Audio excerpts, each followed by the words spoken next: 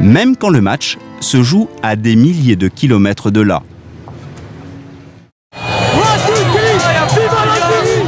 18 novembre dernier, l'Algérie vient de se qualifier pour la Coupe du monde de football. Explosion de joie sur le Vieux-Port. Dans cette ville, où réside la plus importante communauté algérienne de France, c'est la fête dans les rues. Comme ils en ont l'habitude, le procureur Jacques Dallest et son adjoint viennent prendre le pouls des événements.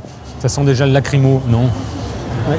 En cas de débordement, ils seront ainsi aux premières loges. Vous voyez, là, c'est plutôt sympa, semble-t-il, mais ce qu'on craint toujours, c'est les groupes de casseurs qui profitent de ces moments pour se livrer à des exactions. Puisque s'il y a des arrestations, des interpellations, c'est nous qui aurons à les traiter dans le temps de la garde à vue et après.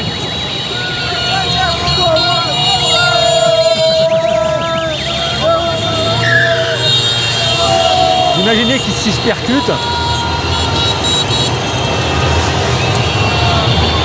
Bravo!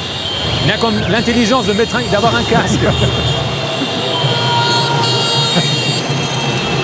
Comment ça va? Le procureur retrouve les responsables de la police qui, par précaution, ont déployé leurs hommes tout autour du Vieux-Port. Vous allez bien? Oui.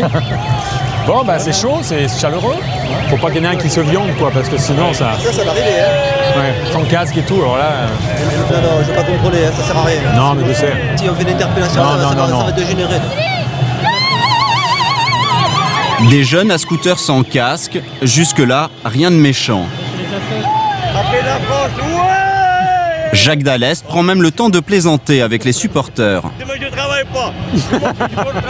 Ah non, mon patron, demain, je suis pas là. Dites à mon portable, allez. Ben voilà. Je suis content. Mais à 22h30, soudainement, changement d'ambiance.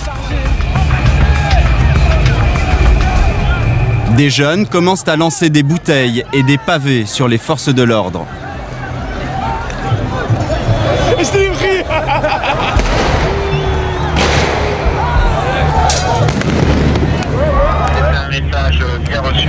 Les policiers ripostent à coups de flashball et de bombes lacrymogènes.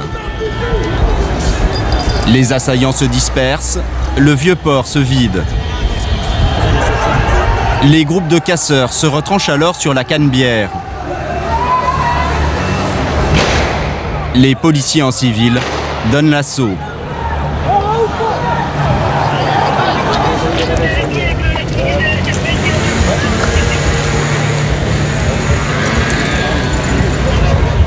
Une heure plus tard, une dizaine de jeunes âgés de 15 à 25 ans est interpellée.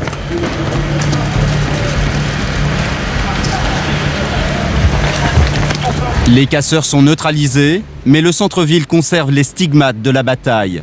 Boîtes aux lettres vandalisées, poubelles incendiées, abribus brisés.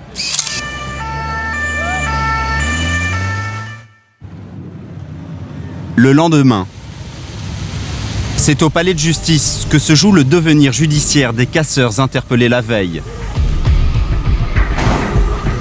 Comme souvent lorsqu'il y a des émeutes, la plupart nient les faits et expliquent qu'il y a erreur sur la personne. Corinne Béal, une des substituts du procureur, doit évaluer s'il y a assez de charges pour les renvoyer devant le tribunal. Elle tient leur sort entre ses mains. Rentrez, monsieur. Le premier à être déféré devant elle est soupçonné de s'en être pris aux forces de l'ordre. Asseyez-vous. Les fonctionnaires de police ont indiqué au moment de votre interpellation. Alors, constatons la présence dans le groupe d'un individu de type nord-africain vêtu d'un jean bleu et d'une veste, porteur d'une veste en cuir de couleur noire avec les manches rouges. C'est bien ça? C'est bien ça. Constatons que celui-ci jette une bouteille sur les fonctionnaires de police et prend la fuite en courant sur la place Jules Guest. Pourquoi vous partez en courant si vous êtes innocent?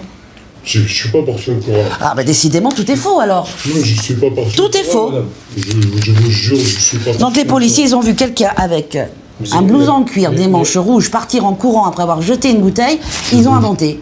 Je vous jure, Ils ont tout madame, inventé. Je vous jure, j'ai même pas jeté une bouteille sur quelqu'un.